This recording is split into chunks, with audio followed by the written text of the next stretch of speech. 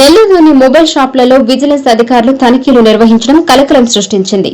పలు దుకాణాలలో బిల్లులు లేకుండా మొబైల్స్ అమ్ముతూ జీఎస్టీ ఎగేస్తున్నారని వచ్చిన ఫిర్యాదుతో విజిలెన్స్ అధికారులు రంగంలోకి దిగారు. నగరంలోని రసీ సెంటర్ వద్ద ఉన్న పలు మొబైల్ దుకాణాలలో ఆకస్మిక తనిఖీలు నిర్వహించి వివరాలు నమోదు చేశారు. నకిలీ ఫోన్స్ ను యాపిల్ వంటి ప్రముఖ కంపెనీలకు చెందిన సెల్ ఫోన్లుగా చలామణి చేస్తూ విక్రయిస్తున్నారు. అంతేకాకుండా యాపిల్ కంపెనీకి చెందిన యాక్సెసరీస్ అంటూ నాణ్యత లేని వస్తువులను అధిక ధరలకు కట్టబెడుతూ కస్టమర్లను చీట్ చేస్తున్నారు. ఈ వ్యవహారంపై ఫిర్యాదులు అందుకున్న విజిలెన్స్ అధికారులు రంగంలోకి దిగి సంబంధిత మొబైల్ దుకాణాల యజమానుల ఆట కట్టించారు. వారి వద్ద ఎలాంటి ఆధారాలు లేని కొన్ని సెల్ ఫోన్లను, ఇతర ఎలక్ట్రానిక్ వస్తువులను సీజ్ చేశారు. ఈ సందర్భంగా విజిలెన్స్ అధికారులు మాట్లాడుతూ కస్టమర్లకు ఎలాంటి బిల్లులు ఇవ్వకుండా సెల్ ఫోన్లు అమ్మడమే కాకుండా ప్రభుత్వానికి చెందాల్సిన జీఎస్టీని ఎగేస్తున్నారని తెలియజేశారు. దీంతో తామే స్వయంగా రంగంలోకి దిగి దాడులు చేయాల్సి వచ్చిందని వెల్లడించారు. పూర్తిగా విచారణ జరిపి నిందితులపై కేసులు నమోదు చేస్తామని స్పష్టం చేశారు. నమస్తే అండి, నా పేరు Vishnu Rao, vigilance and enforcement department deputy commercial tax అధికారిని. ఈరోజు మాకు ఒక నెల క్రితము ఈ మొబైల్ షాపులకు సంబంధించిన దాంట్లో ఎక్కువ డూప్లికేట్ ఐటమ్స్ అంటే ఎక్కువ యాపిల్, శాంసంగ్, మరి గూగుల్ సంబంధించినటువంటివి అడాప్టర్లు కానీ, చార్జర్ సంబంధించిన వైర్లు కానీ ఒరిజినల్ అని చెప్పి ఒరిజినల్ కాస్ట్ వసూలు చేస్తూ డూప్లికేట్ ఇస్తూ జనాల్ని మోసం చేస్తున్నారని మాకు ఇన్ఫర్మేషన్ వచ్చింది.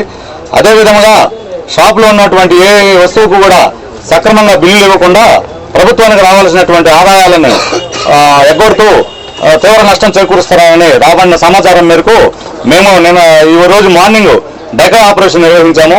మేము కూడా కస్టమర్లాగా వచ్చి ఈ 3 షాపుల్లో మా కానిస్టేబుల్ని పంపించి ఇక్కడ కొన్ని ఐటమ్స్ కూడా కొనడం జరిగింది. వేటికి కూడా ఎటువంటి బిల్లులు కూడా ఇవ్వలేదు.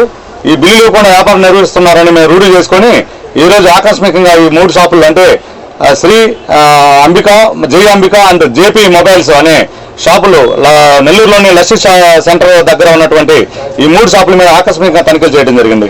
ఈ తనిఖీల సందర్భంగా మాకు వచ్చిన ఇన్ఫర్మేషన్ కూడా నిజమని నిర్ధారించుకోవడం జరిగినది. ఇక్కడ యాపిల్ సంబంధించి, శాంసంగ్ సంబంధించి, గూగుల్ సంబంధించి అడాప్టర్లు మరి కేబుల్ వైర్లు అన్ని కూడా మాకు లభ్యమయ్యాయి. వీటికి సంబంధించినటువంటి ఎటువంటి బిల్స్ కానీ, కొనుగోలు సంబంధించిన అమ్మకాలకు సంబంధించిన బిల్స్ కానీ వాళ్ళ దగ్గర అందుబాటులో లేవు. అదేవిధంగా వీళ్ళకి వ్యాలిడ్ జీఎస్టీ లైసెన్స్ కూడా లేదని తేలింది కొన్ని షాపుల్లో. వీటికి సంబంధించి ఎస్పెషల్లీ యాపిల్ సంబంధించి ఓన్లీ అథరైజ్డ్ షోరూంలోనే అమ్ముతారు.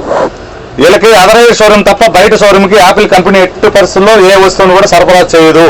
వీళ్ళకి అథరైజ్డ్, వీళ్ళకి ఒకవేళ సప్లై చేయాలన్నా వీళ్ళకి యాపిల్ కంపెనీ నుంచి వీళ్ళకి పర్చేజ్, కొనుగోలు, అమ్మకాలకు సంబంధించిన వీళ్ళ అగ్రిమెంట్ కుదుర్చుకుంటే మాత్రమే యాపిల్ కంపెనీ వీళ్ళకి ఈ సరఫరా చేస్తుంది. అదే అంటే వాళ్ళ దగ్గర అగ్రిమెంట్లు ఎటువంటి ఉండవు కాబట్టి డూప్లికేట్ అన్నట్టే.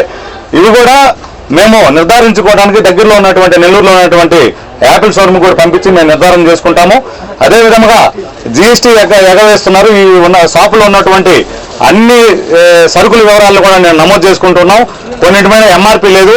ఎంఆర్పీ లేకుండా అమ్మటం కూడా ఈ ప్యాకింగ్ వస్తువుల నిబంధనలకు అతిక్రమణ కావున లీగల్ మెట్రాలజీ డిపార్ట్మెంట్ వారికి కూడా ఇన్ఫార్మ్ చేశాము. వాళ్ళు కూడా ఇంకొక 1 అవర్లో వస్తారు. వీళ్ళ మీద చర్యలు తీసుకోవడం పడుతుంది లీగల్ మెట్రాలజీ డిపార్ట్మెంట్ వారి తరఫున కూడా.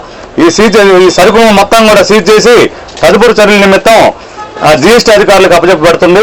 అదేవిధంగా ఏదైతే డూప్లికేట్గా నిర్ధారణ అయిన వస్తువులన్నింటినీ కూడా సీజ్ చేసి పంచనామా నిర్వహించి సంబంధిత పోలీస్ స్టేషన్లో కూడా ఫిర్యాదు చేసి వాళ్ళ మీద క్రిమినల్ యాక్షన్ తీసుకోబడుతుందని కూడా ఈ సందర్భంగా తెలియజేసుకుంటున్నాం.